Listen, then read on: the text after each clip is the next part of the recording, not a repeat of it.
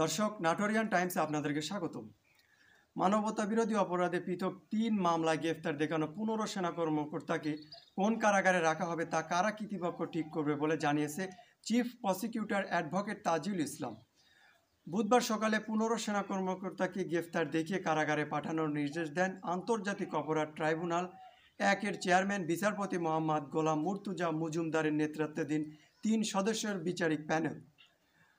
এই ৩ মামলায় সাবেক প্রধানমন্ত্রী শেখ হাসিনা সহ পলাতক আসামিদের হাজিরের জন্য পত্রিকায় বিজ্ঞপ্তি প্রকাশের নির্দেশ দিয়েছে আন্তর্জাতিক অপরাধ ট্রাইব্যুনাল।